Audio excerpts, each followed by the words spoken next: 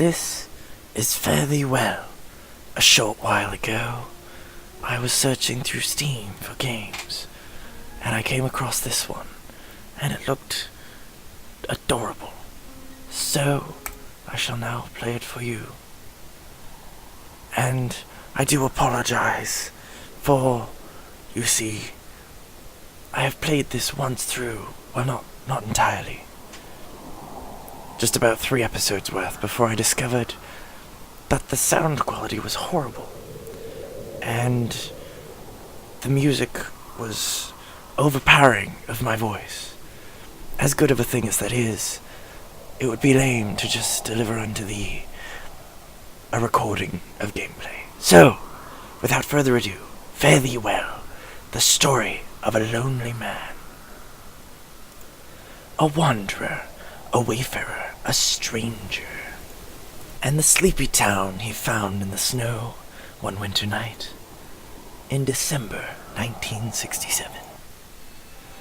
I am a lone, wayfaring stranger, traveling through this world of woe, but there's no sickness, toil, or danger in that bright land to which I go. The strong winter wind beats down all around me. I pull my coat ever closer. I'm going there to see my father. I'm going there no more to roam. I'm only going over to Jordan. I'm only going over home. Down the road I walked, covered in cold snow. I have no one to meet, and nowhere to go. And I do ponder if these words come from the lyrics of our song, for it does remind me so. I know dark clouds will gather round me. I know my way is rough and steep, but golden fields lie out before me, where God's redeemed shall ever sleep. I need to find somewhere better than this. I can't feel a thing. I'm going there to see my mother. She said she'd meet me when I come. I'm only going over Jordan. I'm only going over home. Suddenly, I see light in the bleak midwinter. A small town, nestled deep in the woods, asleep, dreaming the passage of time.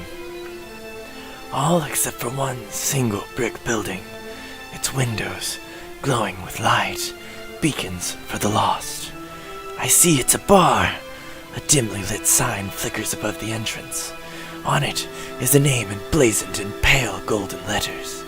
The Hearth and Home. It'll do. I push past the door and enter in out of the snowy night. Once inside, I take off my gloves and rub my hands together for warmth. It takes too long to feel my fingers again. I close my tired eyes and take in the sounds of the bar. It's busier than I'd expect in a town like this. Sorry, speaking in this voice requires a lot of fluid.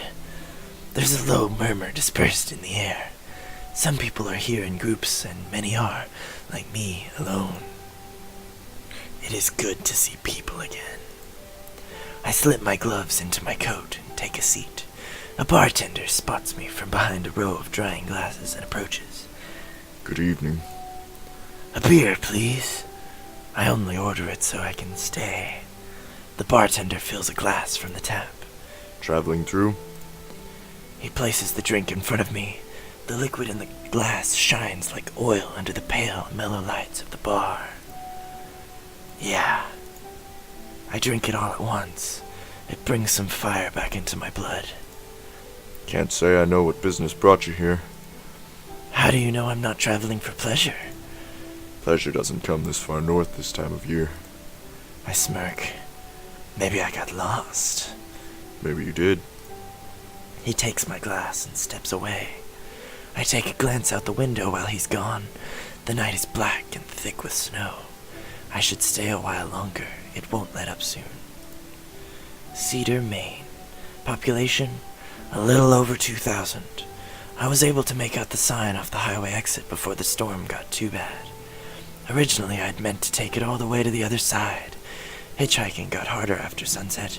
When it got too cold to be outside, I headed off the road to the nearest place I could find. This place wasn't too bad. Reminded me of simpler times. I'll stay here for the night. Not that I have a choice. It feels nice just to sit for a change. Sometimes you move so much you feel like you're not the one moving anymore, like you're drifting. Sometimes, though, it's fine when I can just stop and let things pass me by. After a while, I notice a change in the air. The curtain of small talk lowers into silence. The clinking of plates and glasses melts away. A small crowd begins to form in one corner of the bar. I walk over to get a look at what's going on, and watch as someone gets up onto a small, unlit stage. It's a girl in a green dress about to sing. The girl gazes with her deep brown eyes at the expectant faces all around her. A hush falls over the crowd as she leans into the microphone. Her face betrays not a single emotion but pure wonder. It's almost as if she's somewhere else, remembering better times, preparing to sing to herself in a world that stood still, hanging off her every word. She begins softly, her voice barely above a whisper, in an extremely surprised face that captures the audience. She sings, "Buy on, bonny banks, and buy on, bonny braes, where the sun shines bright on Loch Lomond." I know this song. She sings, "Where me and my true love will never meet again, on the bonny, bonny banks of Loch Lomond." Of course I know this song.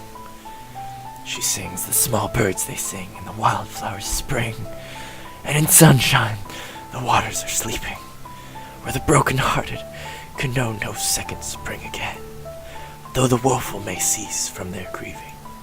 You'll take the high road, and I'll take the low road, and I'll be in Scotland before you. But me and my true love will never meet again, on the bonny, bonny banks of Loch Lomond." After her rendition of Loch Lomond, the girl continues to perform, singing various other folk songs. The audience continues to be mesmerized by every movement of her parted lips. The bar is eerily silent, and not a single person dare move. Her voice is magical, perhaps the most beautiful voice I've heard in all my life. I've never been this absorbed in a song before. The voice of the girl in the green dress grows and grows and grows, only to fill the air with complete emotion, feelings seething with energy. Like her voice is an endless flowing spring, and to listen to it is to drink and drink and drink again. I've never felt this way before.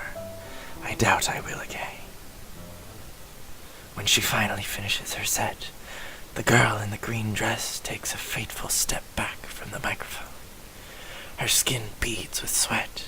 Her chest heaves up and down to the rhythmic beat of her exhausted heart. Her posture is tired but proud. Her breath short but steady.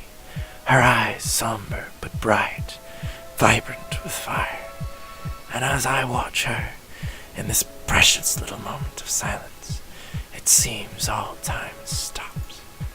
The sheer intensity of this moment breaks over me like a cold ocean wave.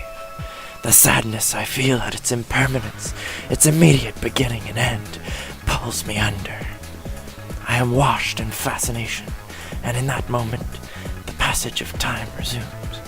It flows unhindered, ignorant that so much change has just taken place in my inner self, in that brief window of frozen time.